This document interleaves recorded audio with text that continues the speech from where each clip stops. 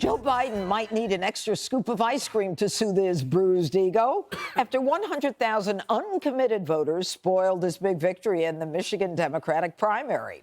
The far-left group of Democrats, totaling 13% of the primary vote, as a way to bully Joe into backing a ceasefire in Israel.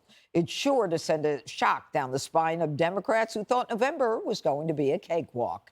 Keep this in mind, Democrats lost Michigan in 2016 by only 11,000 votes. And right on cue, the media is melting down over it.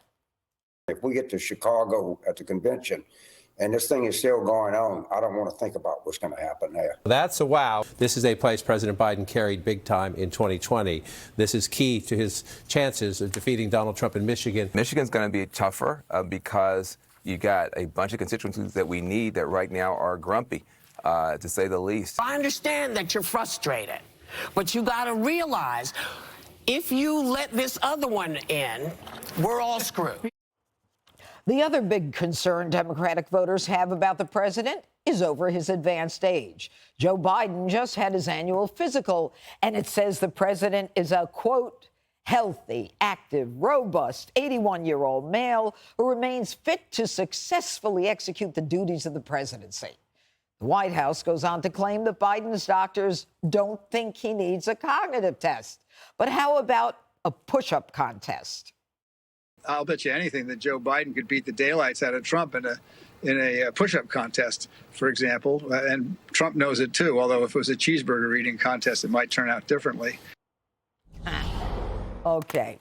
All right. I'll start with you, Martha. You know, this uncommitted group, they were looking for 10,000 votes. They end up getting over 100,000 votes of uncommitted voters against Biden. They feel emboldened by this. They think they're going to go to to Chicago, and they're going to be able to make a difference in the platform. What do you think? Well, you know, I think it's interesting that we've seen over the last several weeks a number of high-profile Democrats questioning whether or not Joe Biden should be the candidate.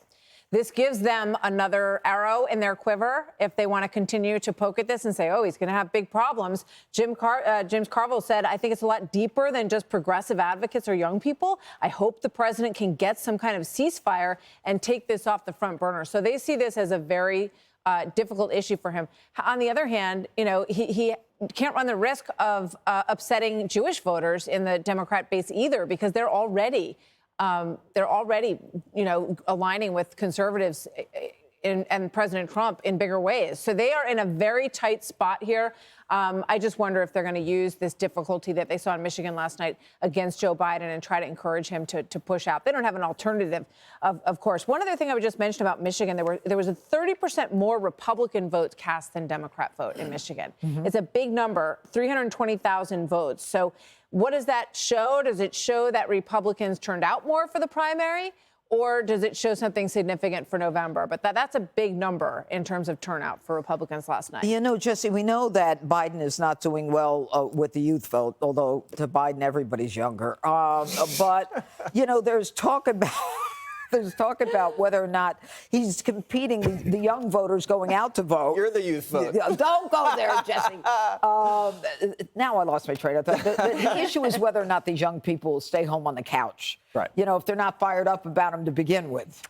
So not only did he lose a lot of Arabs to the uncommitted, he lost Ann Arbor and East Lansing, which is University of Michigan and Michigan State. Go blue.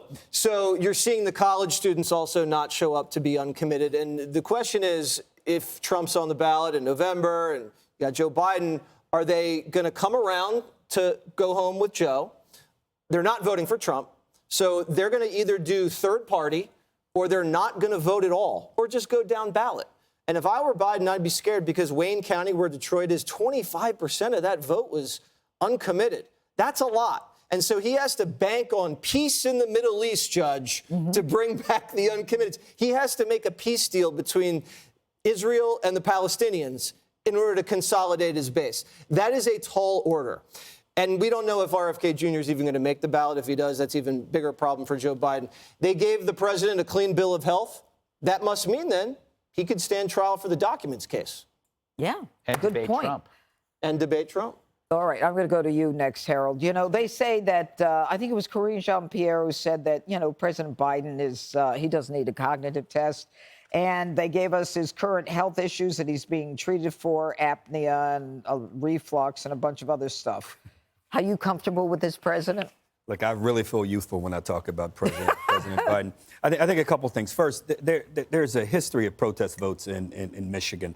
Obama in 2012 for re-election, he lost 20,000 people voted uncommitted. Now it's 101,000 this go round. So I'm not naive, nor am I trying to downplay the fact that this is a serious issue, and I hope that the campaign takes this seriously. I thought my old friend James Carville had it largely right. If we find ourselves going to Chicago as Democrats, and these issues continue to percolate and continue to be high on people's and voters' minds, it's going to be a challenge.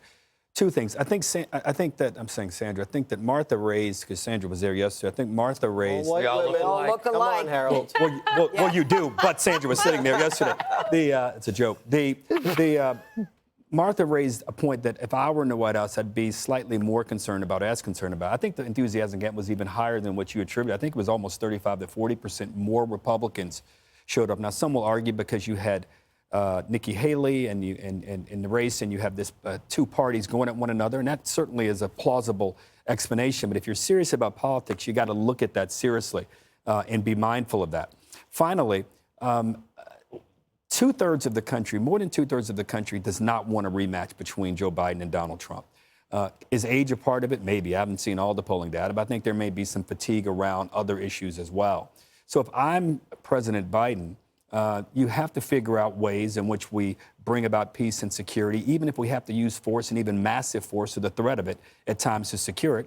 And I hope that the White House does not back down in our support for releasing the hostages. And I hope we don't back down in our support for ensuring that we try to weaken Hamas in every which way that we can.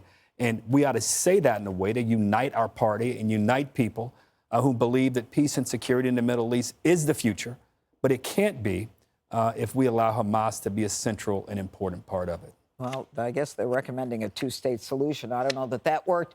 Greg, wrap it up. Well, if this uncommitted voting thing is about Israel and Hamas, I don't think that's good news for Americans in general. When you have a large segment of society that looks at a response from one country to a horrific attack of rape and dismemberment as somehow worse than the attack itself, that kind of frightens me. It's not a Democrat-Republican thing. I would prefer a different outcome that would be favorable to Biden, even if it helps Trump. Because, I get the enemy of my enemy is my friend, but Biden is not my enemy. Hamas is, right? So I don't think these folks that are doing this protest vote are suddenly going to embrace Make America Great Again over Joe Biden. Michelle Tlaib, is that her name? What's her first name? I don't know if it's Michelle. Rashida. Rashida Tlaib, right, voted against condemning Hamas as a terrorist group, right? That's the hero in this. That's not good. I think the problem with the Dems is they cultivated identity separatism, and now the chickens have come home to roost. They have one large identity faction who see themselves as a certain nationality before they see themselves as Americans. I don't like that outcome. I don't either. Good analysis, Greg. Thank you. You're welcome. Coming up, an explosive moment over the murder of Laken Riley by an illegal immigrant. The mayor of the sanctuary city getting raked over the coals. Watch this. Liar! Liar! We are here to listen. Liar! Liar! More on that next.